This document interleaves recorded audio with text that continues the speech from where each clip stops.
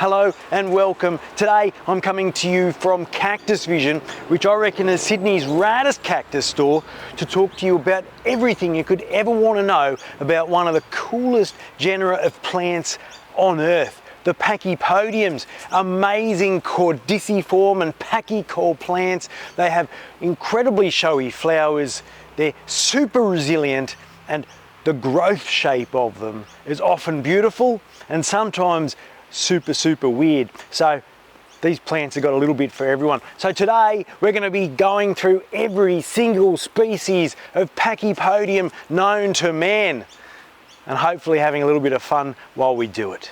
Let's get stuck in, shall we? But what is a Pachypodium anyway? Well, they're a member of the Opposinaceae family. Probably the most notable member of the Opposinaceae family, of course, are the Plumerias, the Frangipanis, those beautifully flowered plants that you can find growing pretty much anywhere on Earth where it's a little bit warm. Another notable member of the Opposinaceae family are your desert roses, which, like your Pachypodiums, have nice, thick, caudiciform bases and delightful flowers. When you start looking at your Pachy's alongside these two families of plants, very quickly you start seeing the similarities emerge. Indeed, Pachypodium flowers, which are going to be a real close focus of this episode, they really do look just a lot like those Frangipani flowers. Super beautiful. Now, of course, the similarities between Pachypodiums and their relatives doesn't just stop at genetics. Just like the Plumerias and the Adeniums, Pachypodiums seem capable of inspiring obsession. These are plants that are true collectible plants. People absolutely go wild for them. They hunt them down.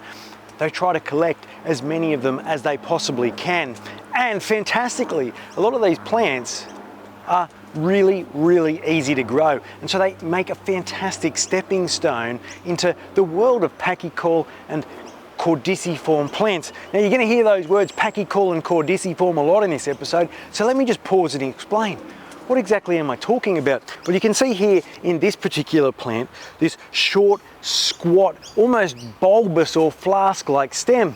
Basically, a caudiciform plant is any sort of succulent that grows with that wonderfully fat trunk. It's a water storage organ, a fantastic evolutionary trait that enables plants like this one to endure extended periods of drought. Because where your Pachypodiums come from in the world, the arid regions of Madagascar and southern Africa, it can get very dry indeed. And so these plants need all the help they can get to endure those long periods without rain. Fantastic. And of course, once you start dipping your toes into caudiciform plants, there's no going back. And so that's what we're going to be doing today, looking at all the Pachypodiums, thinking about how we can grow them, how we can care for them, the different types that we might try to collect, and hopefully just go on a wonderful little meandering journey through what I reckon could be one of my most favourite genera of plants. So all up, there are 22 different species of Pachypodiums on any collector's list. And that doesn't include all the subspecies, cultivars, and different varieties that exist on the next level. So if we're going to talk about 22 different species of plants, we're going to need a plan. And so what I've done today is I've divided them up into 4 notable categories. There are the mainland African species, those that grow in southern Africa. 5 species. Fantastically, I can show you all 5 of those in the flesh today. Then there are those plants that come from Madagascar, and the Madagascan plants can be divided up according to flower colour. Some of them have got yellow flowers, some of them have got red flowers, and some of them have got white flowers. And generally speaking, those coloured flowers also tend to align with their growth form, whether or not they grow into tall trees, whether they're squat, fat, little flask-shaped things, or something in between. So where do we start?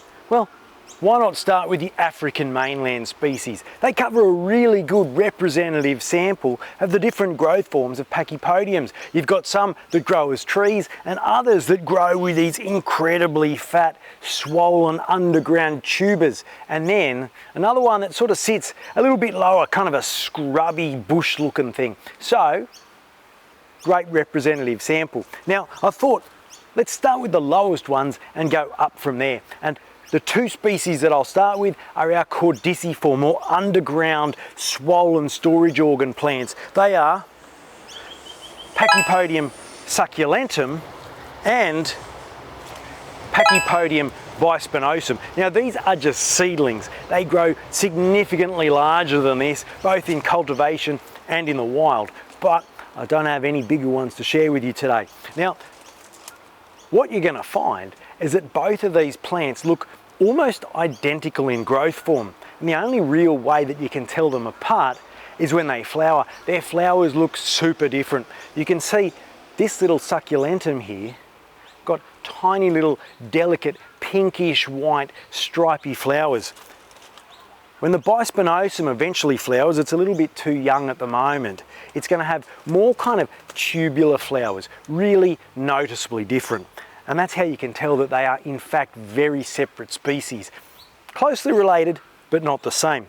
Now I did mention that these plants grow with a fantastic underground storage organ, a Caudex, and you can't really see them here. This one's not due for a repot, but you know what? I reckon this guy here could well be worth digging him up and seeing what lurks beneath. So why don't we do that now? All right, here we go. You never quite know what's going to happen when you dig up a Caudex plant. What I can tell you is that this pot feels swollen. There's clearly a lot going on underneath the soil line. All right, here we go. Hopefully what I'm not going to find is rot.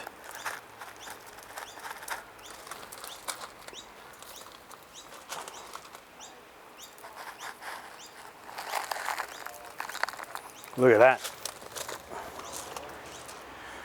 Now, it's clearly got a long way to go yet, but it is indicative of the way that these plants store water. You can see the root system on it is noticeably fatter than the succulent trunk above. And over time, this is just going to continue to fatten and fatten and fatten. And like any caudiciform plant, what you will find is that the longer you keep this Caudex buried, the bigger and bigger it gets. It'll actually stop growing once you raise it up and reveal it. And of course, a lot of the reason that collectors love these sorts of plants is to show off the Caudex. And so what you're going to find is that patience is key. This is a plant that I'm going to stick back in the soil when I get home and keep that root system growing bigger and bigger. Hopefully in, I don't know, maybe 10, maybe 20 years, when I'm old and grey, I can lift this thing up and show off an immaculate specimen. But for now, more work to be done. Now the next two plant species I'm going to share with you do not grow with that big fat underground Caudex. Their most impressive work occurs above ground. These are plants that for a very long period of time, it was believed that they were very closely related to the point that one of them was regarded as a subspecies of the other. I'm talking about these big fatties behind me, Pachypodium saundersii, and this tiny little seedling that's come from my own collection, Pachypodium lealii. Now, subsequent genetic research has found that they are in fact separate species, but there are many, many similarities between them. These guys, however, largely grow from southeastern Africa, whereas this guy, southwestern Africa. There's a noticeable geographic divide. The other significant difference is your saundersii are low, scrubby sort of things. These ones here, probably decades old, and even then, they aren't nearly at their full size, but you can get a sense of the growth habit of these plants with a big fat kind of base and then lots of stringy branches coming out all over the place. Lealii, on the other hand, is often regarded as kind of like a bottle tree. They are huge. They can grow several meters tall with an enormously fat pachycole trunk. And so when they reach maturity, the difference between this guy and this guy is very, very apparent. However, when they're just seedlings, it's very, very difficult to tell them apart. And me being me, I've got into many an argument online with people about the veracity of this species here. Pachypodium lealii is probably the rarest of the Pachypodiums in cultivation. It's very, very hard to get your hands on seeds, let alone bigger plants. As a result, there's often people calling into question the authenticity of seedlings, because what you'll find before they start to take their more mature growth shape, there's very little to tell them apart. You can see here, this is a seedling Pachypodium saundersii, and yes, it's a little bit older, but probably quite difficult to tell the difference. There is a very, very simple key though. You look very closely at these two plants, you look at their leaves, and what you'll find is that your Lealii has got very, very fine hairs all over it. The leaves are ciliate, which means tiny hairs, not just along the leaf margins, but all over the leaf itself. Kind of crinkly leaves, as you can see here. Whereas, on the other hand, saundersii, although it does have leaves with tiny hairs on it, the leaves are more glossy. And so if you're ever in doubt, just look to the leaves, hold it up to the sun, and if it's glossy, it's the far more common saundersii, and if it's furry, you might have just found yourself a very rare Lealii. These guys also grow so much more slowly than these guys. As you can imagine, getting something as big as those incredible plants out in habitat of one of these probably take a couple of lifetimes, but still really, really fun to grow. And then the fifth and final of the mainland African Pachypodiums is this guy, Pachypodium namaquanum. And you're probably looking at it thinking, all these other plants, they're out in leaf. Why has this guy got no leaves? What's going on? What's the story? Well, unlike your other Pachypodiums, this one is very, very unique. The other 21 species of Pachypodium all across Africa and Madagascar are all summer growing plants, which means that they go dormant in winter, drop their leaves, have a rest. Pachypodium namaquanum, on the other hand, comes from a region of Africa that only really receives its precipitation in those cooler months, and as a result it's evolved to grow when it gets moisture in the winter. And that means when it's warm, like it is here in Sydney, it goes dormant. It is a winter growing plant, and that therefore makes it very unique. However, what you will find in cultivation, these things seem to get a little bit eager, a little bit anxious. They love to grow, and at the height of summer you will find that these things will start to emerge from their dormancy and continue growing all the way through, typically until about early springtime. So you might get 9 or so good months of growth out of a Pachypodium namaquanum. Amazing, amazing plants. Really, as you can see, very beautiful. And their flowers are so unique as well. They're kind of like these amazing tubes that emerge from the top of the plant. One of my favorites, undoubtedly. And now we cross the Mozambique Channel to Madagascar, where you're going to find the bulk, 17 species of Pachypodiums, coming in all sorts of different shapes and sizes. Truly remarkable plants. Now, like I mentioned, there's 3 different flower colours of these things, and it really divides them up into different kind of growth forms. So which one will we start with? Let's go with the white flowering varieties, because they're probably the most common in cultivation and amongst the easiest to care for. This one here right next to me, Pachypodium Plumerii, colloquially known as the Madagascar Palm, realistically is where a lot of people start their Pachypodium journey.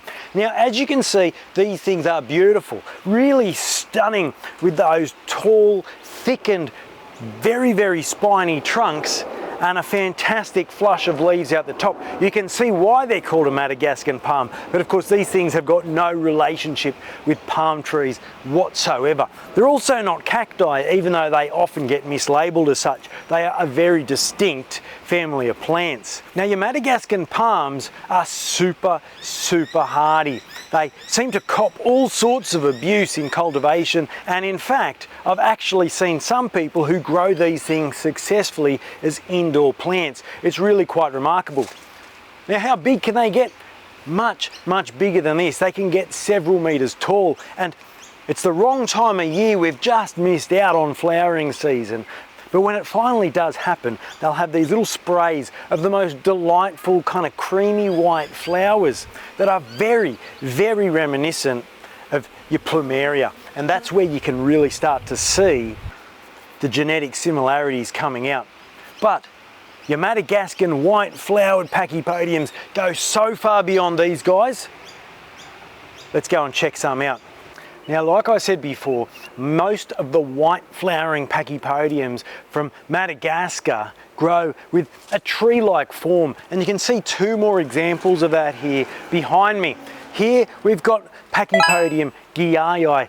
Honestly, I have no idea how to pronounce that scientific name. I'm usually pretty good, but when you put so many vowels together, I get very, very lost indeed. As you can see, pretty similar in appearance to your Plumeria. Maybe the most notable difference is in its leaves. These very, very long leaves. We call them lanceolate leaves because they're long and thin like lances, but same fattened trunk and spines that come in triplicate. Super interesting, but like a lot of these plants that really demand a lot of space, even a landscape, to reach their full potential, it's the sort of thing that I imagine will most appeal to the hardened collector. Similar to this one, this here is Pachypodium rutenbergianum, and these things can grow massive. We're talking 8 meters tall, and what you'll find is that their habit, although long and spindly at the moment, will in time start to branch and truly resemble an ordinary tree. Fantastic plants, but again, you're going to find them more happily existing in a landscape than in a windowsill collection, I'll tell you what. Now, there are some other plants that are similar to these ones and your Plumeria. Pachypodium menabaeum, which to my eye looks very, very similar to Plumeria, almost indistinguishable, a very recently discovered plant, as well as Pachypodium sophiense, which, you know, shares this tree-like form. But in the white flowering species domain, there are 2 species that I reckon collectors just go wild for. I can show you one of them, but it's not looking too happy at the moment. The plants you can see on your screen right now are a species called Pachypodium decarii, one of maybe 2 of the most collectible of these plants in existence. You might be wondering 2 things. First of all, where are their spines? And second of all, where are their leaves? Well, let me tell you, first of all, Pachypodium decarii is unique amongst all the Pachypodiums as being the only one without any spines on it whatsoever. It's more akin to your Plumeria or your desert rose than a lot of its very, very spiny cousins. Why? Well, I guess for whatever reason, that evolutionary pressure to protect itself from grazing herbivores has never really needed to come into existence. Beyond that, why does it have no leaves? Well, unfortunately, these plants here aren't all that healthy. And the reason for that is very simple. Pachypodium decarii, as well as the equally collectible Pachypodium ambongense, which, oh, it's a beautiful plant, kind of flask-shaped bush thing with thick spines and just the most delightful growth form. You can see why people go mad for ambongense. Both your Pachypodium ambongense and your decarii demand 2 things. The first of those is heat. They don't really want to get cold over the winter time. I've tried to grow both of these plants several times, and the struggle in a Sydney winter where temperatures might fall down to about 3 degrees where I am near the coast, they won't tolerate it. General advice says keep them at a bare minimum of 12 degrees over the cooler months if you want to keep them alive and happy. That's the first thing that they demand. Now, in habitat, these plants grow in a part of Madagascar that is very, very limestone. And so the soil substrate that they grow in needs to be a little bit more on the alkaline side. Mixing a bit of limestone into their soil is generally a pretty good bit of advice. So with that soil and a bit of heat, you can avoid a situation where you've got sad and potentially dead plants. The good news is, I reckon the plants here can still be saved with taking a few chops.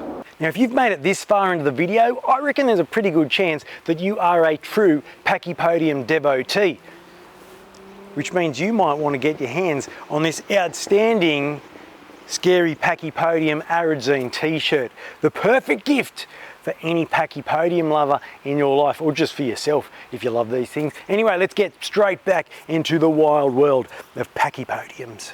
Now, from the white flowered to the red, you can see beside me here an amazing specimen of Pachypodium baronii.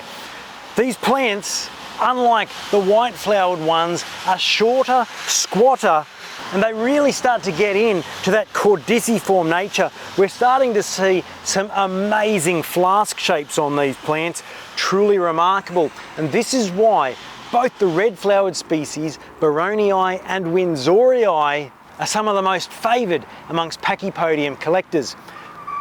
You can see on this plant beside me these remarkable flowers sitting atop what's called a peduncle. Again, like the white flowered ones, when you look at them, these 5-petaled little beauties are quite similar to a Plumeria. But beyond that, I suppose the differences really start to emerge, because no Plumeria on Earth has a trunk quite as grotesquely fat as this. It's just a true delight. And you can start seeing our progress into the short, squat, really weird alien Pachypodiums that we're going to look at next. Now, a lot of people for a very long time have considered baronii and winsorii, and sorry, I can't show you on screen a winsorii in the flesh. They're significantly more rare in cultivation. But a lot of people have wondered and said these two plants are clearly from the same species. And I can see why. Winsorii has these same delightful red flowers. In fact, in all parts, it looks almost like just a smaller, more compact version of your baronii. However, recent genetic testing has indeed proven that it's a separate species altogether. And because it is shorter, the leaves are smaller, and it grows with a more compact, round, fat base that branches much earlier in its life, it's considered the more desirable and more collectible of the two species. I think it's because a lot of people who are attracted to your caudiciform plants kind of enjoy the almost bonsai aspect of them. That fat trunk gives these plants a maturity beyond their years, which to many is considered quite beautiful. Another notable difference between your red flowering packies and your white flowering packies is in the spines. Typically in the white flowering plants, of course with that notable exception of Decarii, you'll find that the spines are long, thin, and often paired or in triplicate. Whereas you can see here, the spines up the trunk of your baronii occur singularly. And that's another really noticeable morphological distinction that sets them apart. Now, you might be wondering again about how hardy are these plants. Well, I can't speak for the whole world, of course, but certainly they thrive in Sydney's climate. They don't mind the cold, they don't mind the wet, and they certainly love the heat that we get over summer. They are a plant that comes from a more tropical part of the world. But in Madagascar, you will find that your Pachypodiums generally, they don't grow in like tropical rainforests. They come from the more arid regions of the island itself. That's why they need to have this incredible water storage capability. So if you can give them plenty of heat and periods of dry, not too many places you can go wrong with an amazing plant like this one. Now, before we go and look at the yellow flowering Pachypodiums, I thought it might be worthwhile meandering down a different path for a second and looking at something pretty crazy in terms of the broader family of Pachypodiums. As I said right at the start of the video, your Pachypodiums are part of the family Apocynaceae. Puts them alongside Plumerias and desert roses. But weirdly enough, it also means that they're quite closely related to your Stapeliads, like this Huernia zebrina here. Little low-growing, clumping, mounding succulents that grow all across Africa into Arabia and beyond.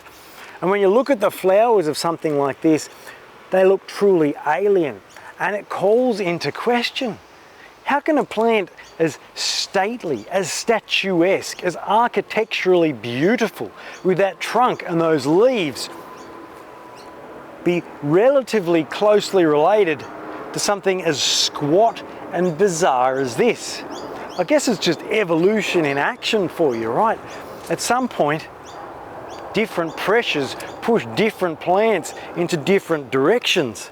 And the end result is you have these weird little lifesaver ring flowers on a plant like this, and magnificent Plumeria-esque things on a plant like this.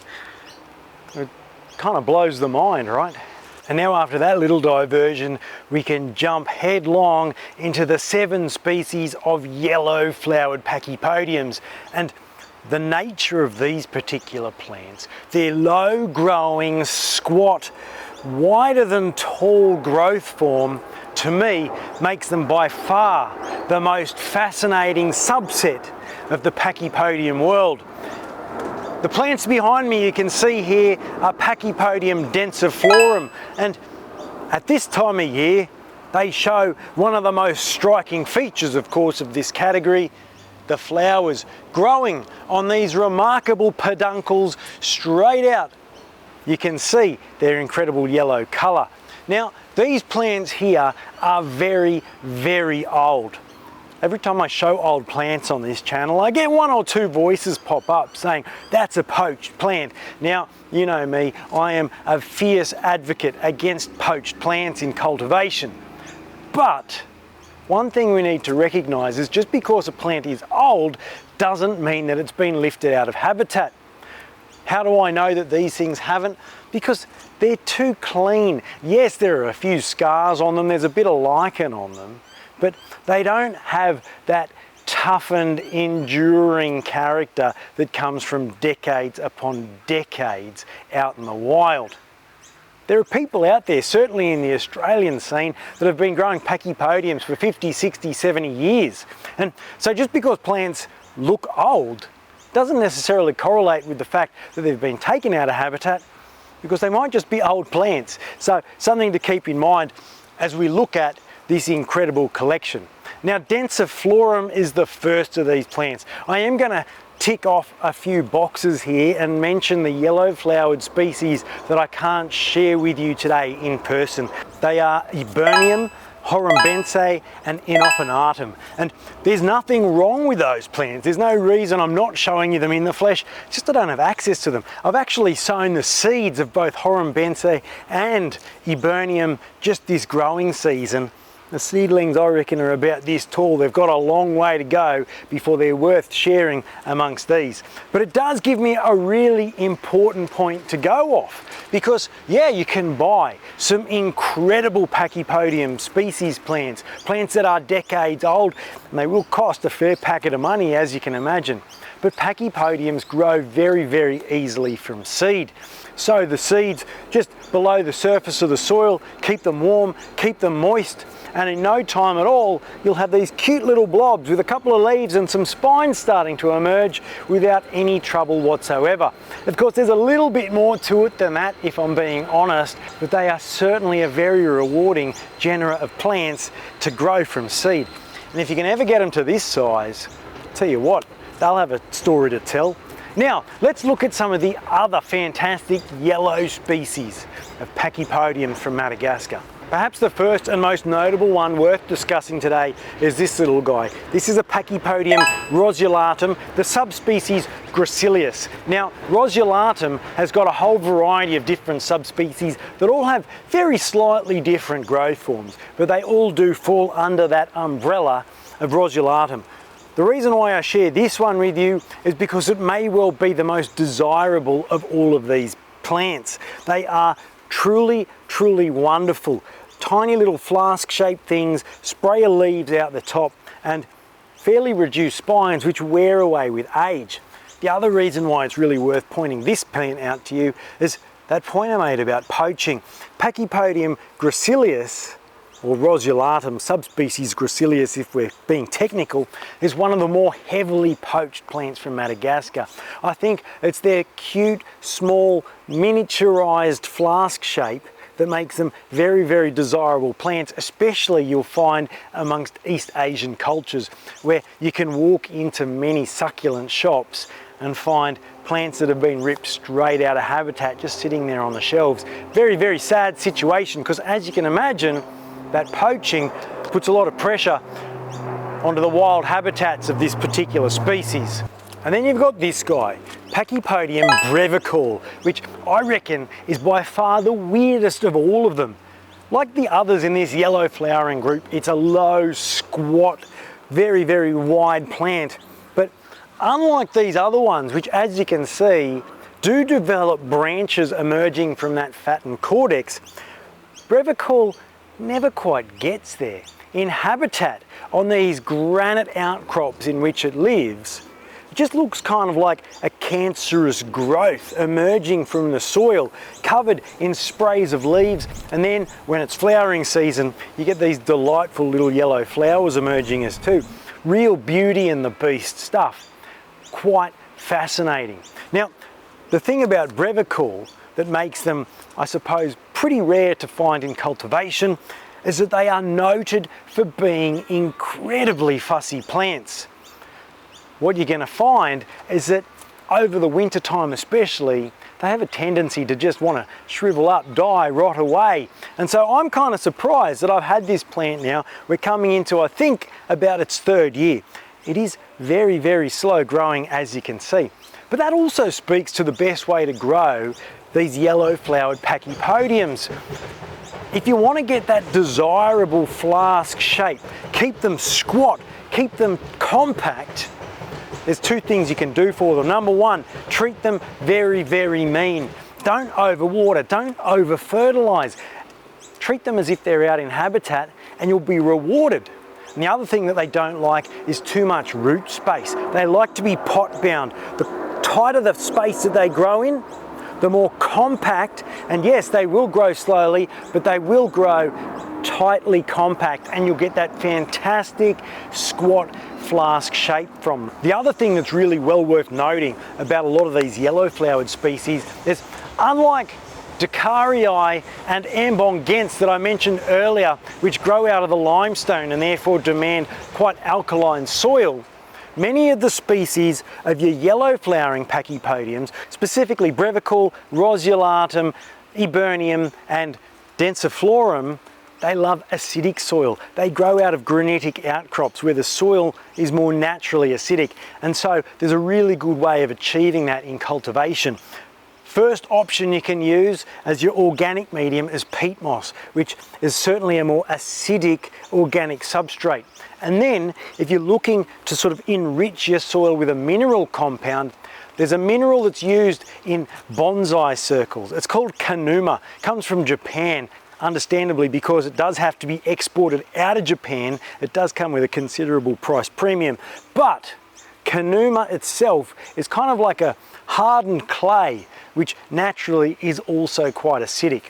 So for these plants that are going to thrive in quite acidic soils, there are two options which you might want to use independently or together to help you get the best out of these fantastic yellow flowering Pachypodiums. But there is one species of yellow flowering Pachypodium that I haven't talked about yet.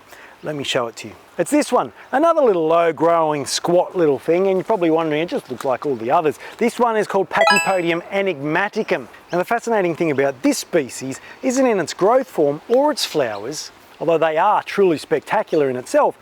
It's in how recently it was discovered. This is a 21st century Pachypodium discovery, found in quite an isolated patch of habitat out in the wilds of Madagascar, which of course calls into question that great botanical wonder. What else is out there? Are there other amazing species of incredible Pachypodiums just waiting out there to be found beyond the next hillside? If they are, I wonder what remarkable forms and shapes they have. Maybe there's a new category altogether with flowers unlike any that we've seen here today. Who knows? But it's really interesting to think about, right? Now, the wonderful thing about your Pachypodiums is that beyond just the species that we've looked at today and all their subspecies, there are also fantastic hybrids to be had. Within each of those categories, it is possible to create hybrids. For example, you've got this one here. It's labelled in the Australian market purely as Pachypodium yellow, because clearly it's got parentage from that yellow category. There are some named hybrids out there, for example, Pachypodium densical, cross between densiflorum and brevical, Kind of gives you the more hardy nature of your densiflorum with the squat, interesting shape of a brevicle. Well worth looking into once you've got all 22 species. And even sometimes you can get some really fascinating crosses. I've seen, for example, a cross between Pachypodium namaquanum, your winter growing tree, and your Pachypodium succulentum, your tuberous rooted caudiciform plant. How that'll look when it gets old will be genuinely fascinating. Now I know I just said I didn't have any Horrumbenses to share with you, and that's because all these plants behind me are just labelled densiflorum.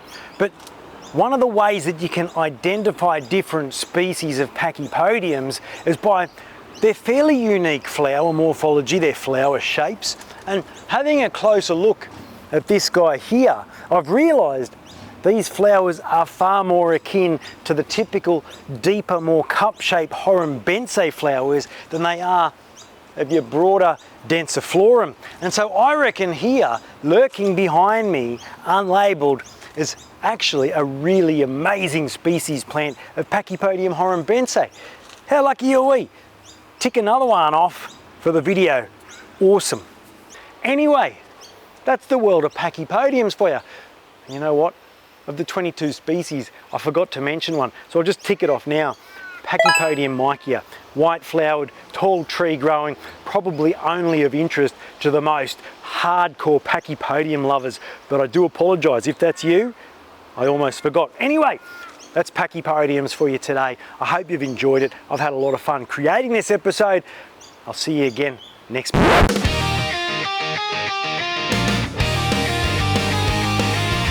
The pots are packed, the year is through. A massive thanks to